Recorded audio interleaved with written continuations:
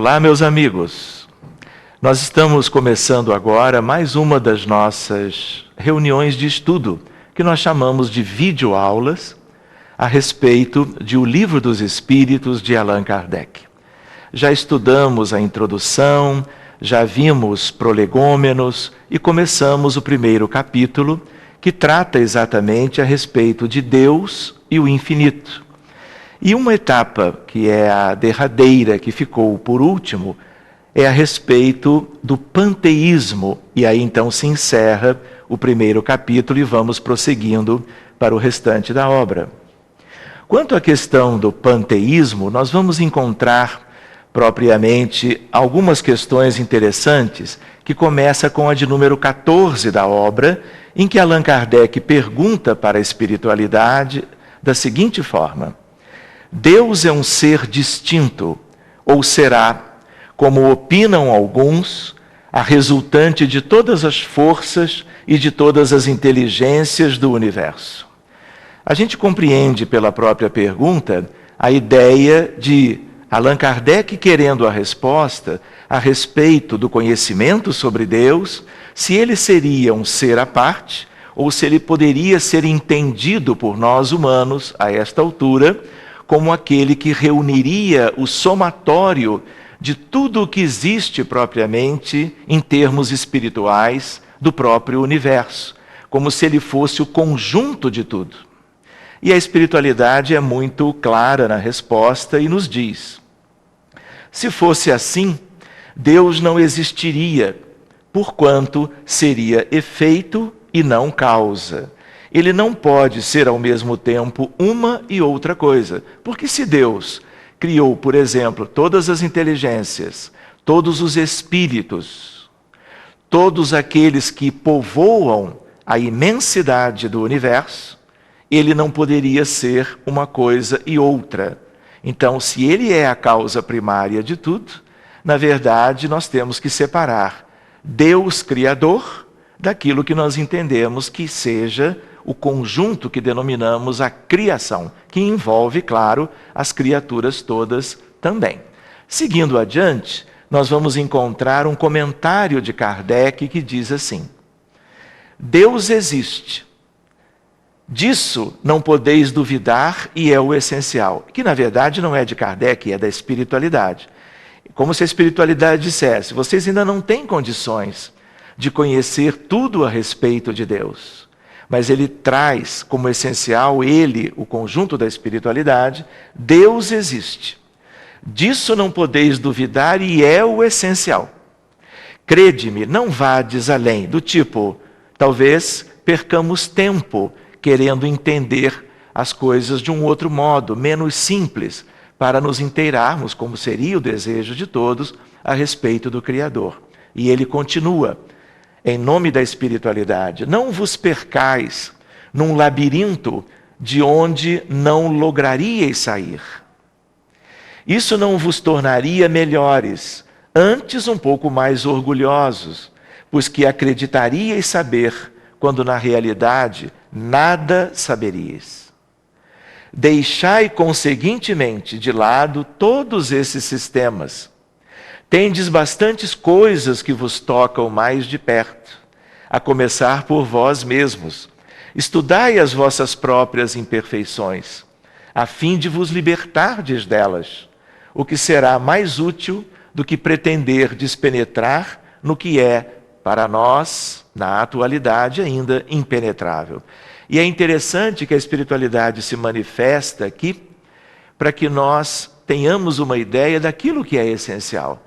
Em se tratando de um mundo de provas e expiações, que reúne uma humanidade composta de espíritos eivados de imperfeições, muito mais significativo é que nós nos conheçamos melhor, que detenhamos o autoconhecimento, que busquemos propriamente aquilo que, em sendo realizado por nós mesmos, nos conhecendo e nos modificando e nos tornando criaturas, pessoas, almas, espíritos melhores, nós haveríamos de conquistar aquilo que é essencial.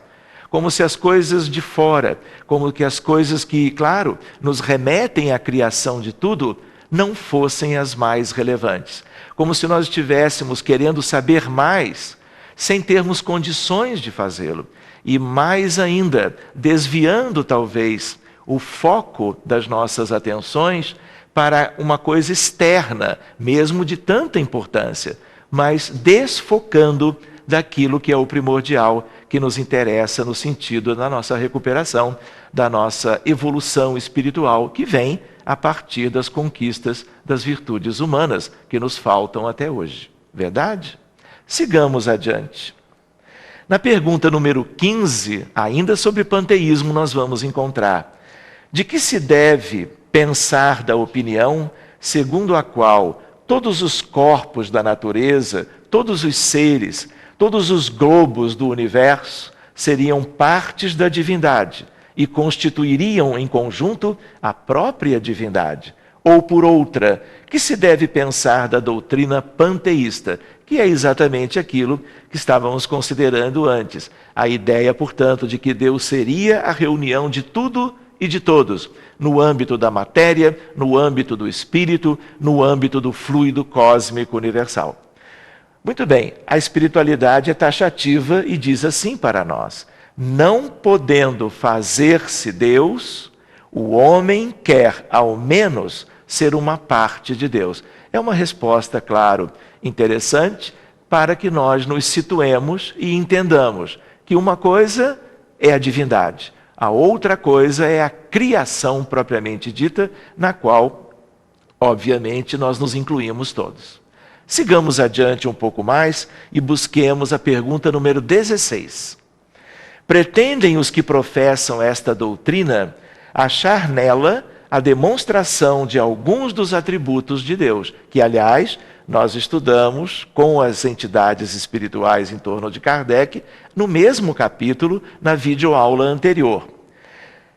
Sendo infinitos os mundos, Deus é, por isso mesmo, infinito. Não havendo o vazio ou o nada em parte alguma, Deus está por toda parte. Estando Deus em toda parte, pois que tudo é parte integrante de Deus, Ele dá a todos os fenômenos da natureza uma razão de ser inteligente. Que se pode opor a este raciocínio? E é interessante, como vez por outra acontece, a espiritualidade é direta e ela diz: a razão. Inicia a resposta dizendo: que se pode então opor a este raciocínio? E eles respondem: a razão. Refleti maduramente e não vos será difícil reconhecer-lhe o absurdo. A ideia, portanto, de que seria mais uma tentativa de voltar à questão do panteísmo propriamente dito. Pois bem, para concluir esse estudo do final do primeiro capítulo de O Livro dos Espíritos, nós temos o comentário de Kardec que diz o seguinte: esta doutrina faz de Deus um ser material, que, embora dotado de suprema inteligência, seria em ponto grande o que somos em ponto pequeno. Ora, transformando-se a matéria incessantemente, Deus, se assim fosse, nenhuma estabilidade teria. Achar-se-ia sujeito a todas as vicissitudes. Mesmo faltar-lhe-ia um dos atributos essenciais da divindade, a chamada imutabilidade, ou seja, o caráter imutável da sua condição única como ser, como criatura divina. Não se podem aliar as propriedades da matéria à ideia de Deus sem que ele fique rebaixado. É uma ideia reducionista a respeito de Deus. Rebaixado ante a nossa compreensão, e não haverá sutilezas de sofismas que cheguem a resolver o problema da sua natureza íntima. Quando nós vamos concluindo este estudo, nós acompanhamos na codificação o seguinte, no Livro dos Espíritos, neste capítulo: não sabemos tudo o que ele é, mas sabemos o que ele não pode deixar de ser. E o sistema de que tratamos, o panteísmo, está em contradição com as suas mais essenciais propriedades. Ele confunde o Criador com a criatura, e é verdade. Exatamente como o faria quem pretendesse que a engenhosa máquina fosse parte integrante do mecânico que a imaginou. É a mesma ideia. Nós temos uma pintura maravilhosa pela sua beleza e temos aquele que criou aquele objeto de arte. Nós não podemos, por uma coisa, incluirmos aquilo que é obra do pintor, a pintura, em relação à vida e à essência do próprio Criador. Mas é natural que, examinando aquilo que ele criou, como um objeto, portanto, de arte, nós até podemos fazer uma ideia a respeito do pintor, mas nós não podemos confundir as duas coisas, não é verdade? É o que está apontado agora, neste momento, ao final, sobre o panteísmo. A inteligência de Deus, vai concluindo, se revela em suas obras, como a de um pintor no seu quadro. Mas as obras de Deus não são o próprio Deus, como o quadro não é o pintor que o concebeu e executou. Então esta é uma consideração que conclui a ideia propriamente do panteísmo examinado na obra O Livro dos Espíritos, a primeira e a mais importante da codificação.